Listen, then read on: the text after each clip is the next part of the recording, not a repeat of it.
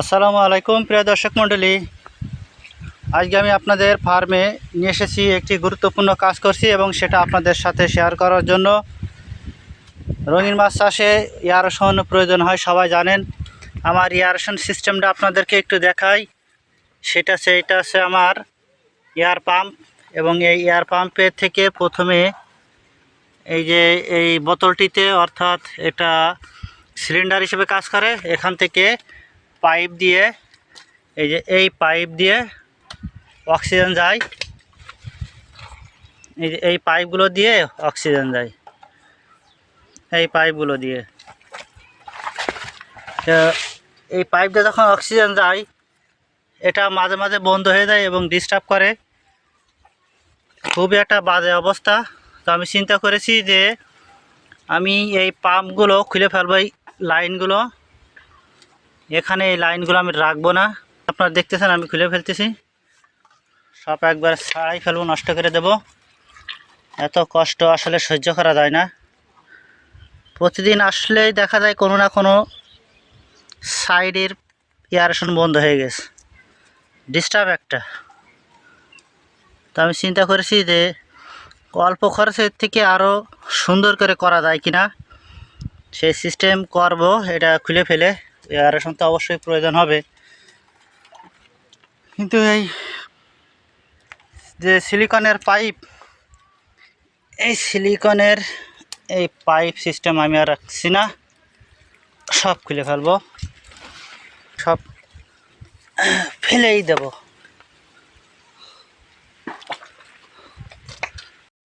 তো প্রিয় দর্শক মণ্ডলী, দেখুন আমি যে পাইপ দিয়ে সাধারণত ঘর ওয়ারিং বা ইলেকট্রিকের ওয়ারিংয়ের কাজ করে, সেই ইলেকট্রিক পাইপ কিন্তু আমি এখানে ব্যবহার করেছি।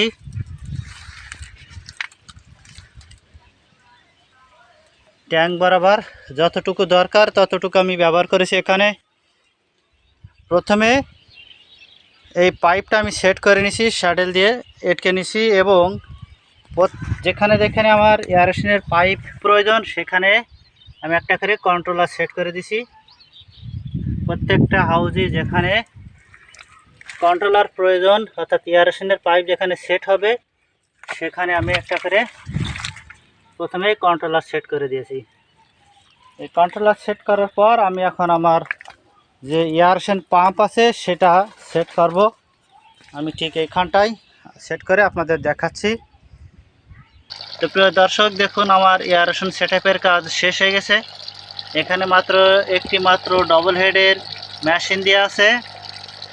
তো একটি মাত্র ডবল হেডের মেশিনটাকে আমি দেখেন এইখান থেকে একটা জয়েন্ট পাইপ নিয়ে পাইপের এই প্রান্তে সেট করে দিয়েছি, এবং আরেকটি পাইপ নিয়ে এবং আরেকটি নজেলের পাইপ নিয়ে আমি এখানটায় দিয়ে দিছি। অর্থাৎ ওয়ারিংয়ের পাইপে আমি এই এয়ারেশনের যে এয়ার পাম্পের যে লাইন সেট করে দিছি। আর কোনো মেশিন নেই, শুধুমাত্র একটাই দেখেন। তো এই একটা থেকে এই পাইপ দিয়ে ওয়ারিং করে এয়ারেশনে ওয়ারিং করে এয়ারেশন সেট আপ করা যে সুবিধা, সেটা এখন আপনারা দেখেন।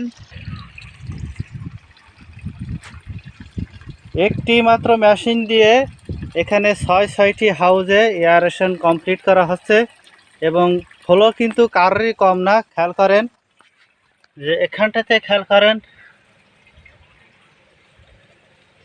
মানুষ কিন্তু বেশ একটা ভালো একটা ফ্লো দিচ্ছে।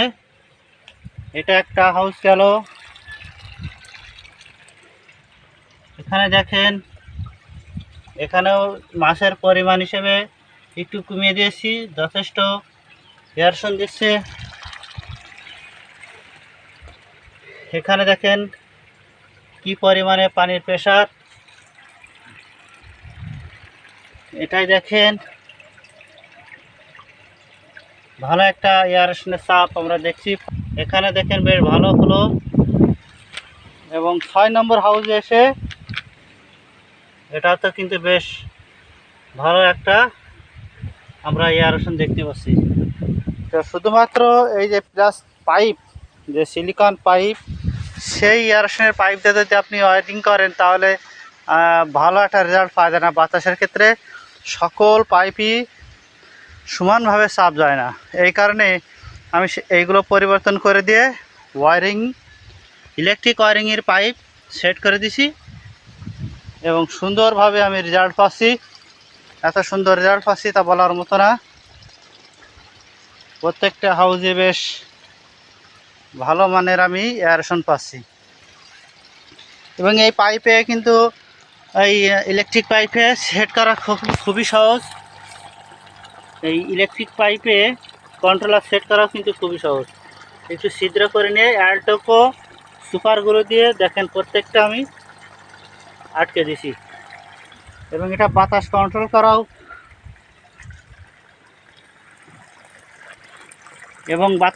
করাও খুবই সহজ।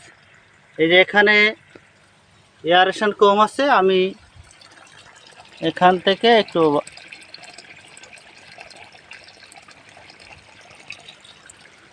বাড়াই দিলাম, দেখেন এবার কিন্তু বাতাসের ফ্লোটা খুবই সুন্দর হচ্ছে। তো কম খরচে এসে ভালো আর নেই। আর এর থেকে ভালো করতে গেলে একটু খরচ করতে হবে। সেটা কি, যে পানির যে কয়েল পাইপ পাওয়া যায়, পানির কয়েল পাইপ দিয়ে আপনারা ওয়ারিং যদি করেন তাহলে সেটাও ভালো হবে। আর সবচেয়ে কম খরচ করবে এয়ারেশন সেট আপ করতে গেলে এই ওয়ারিংয়ের পাইপের কোনো বিকল্প নেই। একটা মাত্র মেশিন দিয়ে সব জায়গায় বেশ ভালোভাবে অক্সিজেন সাপ্লাই হচ্ছে। তো বন্ধুরা, যারা এইরকম পাকা হাউস আছে, এয়ারেশন সেট আপ করছেন এবং রেজাল্ট ভালো পাচ্ছেন না, তারা এই ওয়ারিংয়ের পাইপ সেট করে দেখতে পারেন, ভালো রেজাল্ট পাবেন আশা করি। তো আজকে এই পর্যন্ত, ধন্যবাদ। সুস্থ থাকবেন, ভালো থাকবেন, খুদা হাফেজ।